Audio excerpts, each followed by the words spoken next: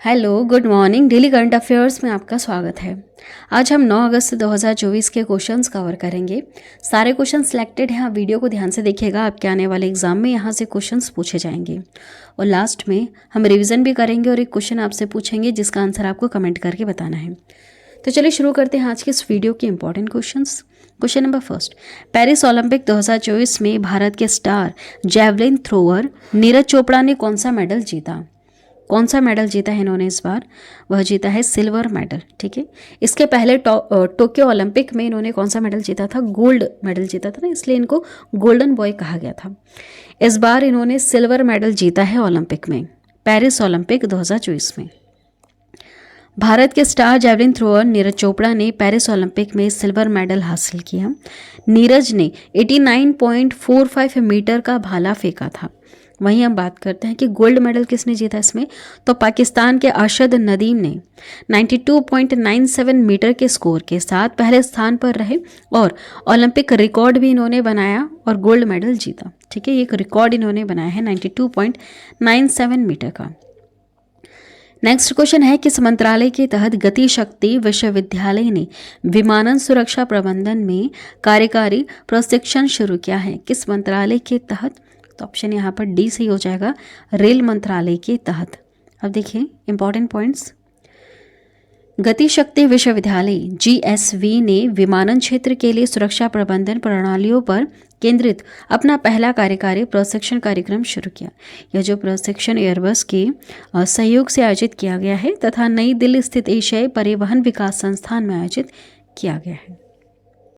Next question है, Fortune global 500 list में सर्वोच्च रैंक वाली भारतीय कंपनी कौन सी है? यह रिलायंस इंडस्ट्रीज़ के मालिक हैं मुकेश अंबानी। ठीक है, आंसर यहाँ पर सी से हो जाएगा, रिलायंस इंडस्ट्रीज़ भारतीय कंपनी यहाँ पर सर्वोच्च स्थान पर रही है। देखिए, फॉर्च्यून ग्लोबल 500 सूची में रिलायंस इंडस्ट्रीज लिमिटेड सर्वोच्च रैंक वाली भारतीय कंपनी बनी। साल 2024 की रैंकिंग में रिलायंस 2 पायदान ऊपर चढ़कर 86th पोजीशन पर आई है। अगला प्रश्न है, पेरिस 2024 ओलंपिक में टेनिस में ओलंपिक स्वर्ण पदक किसने हासिल किया? तो आंसर यहाँ पर ऐसे हो जाएगा, नोवाक जोकोविच। इनका नाम है नोवाक जोकोविच। किसे हराकर? अल्काराज, कार्लोस अल्काराज, इनको हरा करके नोवाक जोकोविच ने यह खिताब हासिल किया। देखिए इंपॉर्टेंट पॉइंट्स, नोवाक जोकोविच ने फाइनल में कार्लोस अल्काराज को हराकर पेरिस 2024 ओलंपिक में टेनिस में स्वर्ण पदक हासिल किया। यह जो जीत है जोवाक का पहला ओलंपिक स्वर्ण पदक है। 37 वर्ष के हैं जोवाक नोकोविच, ओलंपिक एकल स्वर्ण पदक जीतने वाले सबसे उम्र दराज टेनिस खिलाड़ी बने हैं और उन्होंने यह जो उपलब्धि है एक भी सेट गंवाए बिना हासिल की, मतलब सीधे सेटों से ये जीते हैं 7-6, 7-6 से। देखिए नेक्स्ट क्वेश्चन है, आरबीआई ने लगातार 9वीं बार रेपो रेट में कोई बदलाव नहीं किया। रेपो रेट कितनी है, कितनी बरकरार रखी है? तो देखिए 6.50%। देखिए कुछ इंपॉर्टेंट पॉइंट्स, भारतीय रिजर्व बैंक आरबीआई ने लगातार 9वीं बार रेपो दर 6.5% पर बनाए रखा है। साथ ही केंद्रीय बैंक ने प्रमुख ब्याज दर को अपरिवर्तित रखा है। आरबीआई गवर्नर कौन है? याद रखिएगा, शक्तिकांत दास है। इन्होंने 3 दिवसीय मौद्रिक नीति समिति की बैठक के बाद निर्णय का खुलासा किया है। ठीक है, चलिए अगला प्रश्न है, पेरिस ओलंपिक में अयोग्य घोषित होने के बाद किस भारतीय पहलवान ने संन्यास की घोषणा की? तो ये है विनेश फोगाट। ठीक है, विनेश फोगाट, इन्होंने संन्यास की घोषणा कर दी। पेरिस ओलंपिक में अयोग्य घोषित किए जाने के बाद विनेश फोगाट ने कुश्ती से संन्यास की घोषणा कर दी। वजन सीमा का उल्लंघन होने के कारण उन्हें 50 किलोग्राम फ्रीस्टाइल कुश्ती के फाइनल से अयोग्य घोषित कर दिया गया। ये फाइनल तक पहुंच गई थी। इनका जो वेट होना चाहिए था ये 50 किलोग्राम तक होना था, लेकिन इनका वेट यहाँ पर 100 ग्राम ज़्यादा निकला, जिसकी वजह से इन्हें डिस्क्वालीफाई कर दिया गया। ठीक है, इस तरह के कुछ रूल्स हैं यहाँ पर। जिस वेट में खेल रही हैं उतना ही वेट इनका होना चाहिए, ज़्यादा नहीं होना चाहिए। अब देखिए नेक्स्ट क्वेश्चन है, भारतीय सेना ने हाल ही में लद्दाख में कौन से अभ्यास का आयोजन किया? आंसर यहाँ पर ऐसे हो जाएगा, पर्वत प्रहार। पर्वत प्रहार। देखिए इंपॉर्टेंट पॉइंट्स, भारतीय सेना ने हाई एल्टीट्यूड वाले क्षेत्र में युद्ध और संचालन पर ध्यान केंद्रित करते हुए लद्दाख में एक रणनीतिक सैन्य अभ्यास पर्वत प्रहार आयोजित किया है।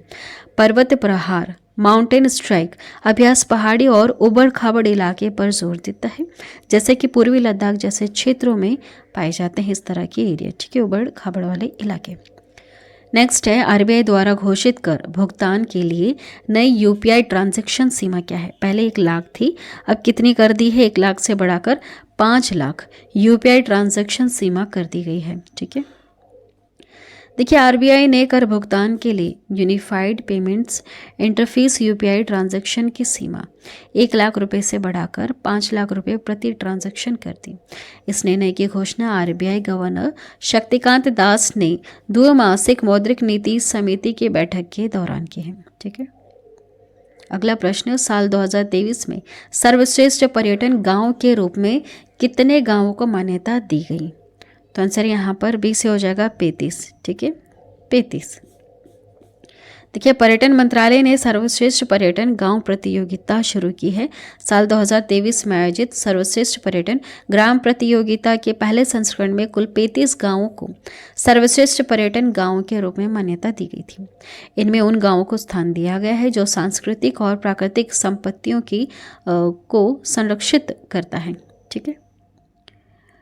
अब अगला प्रश्न है, बुद्धदेव भट्टाचार्य का हाल ही में निधन हो गया, वह किस राज्य के पूर्व मुख्यमंत्री थे। तो आंसर सी हो जाएगा, पश्चिम बंगाल के पूर्व मुख्यमंत्री थे बुद्धदेव भट्टाचार्य।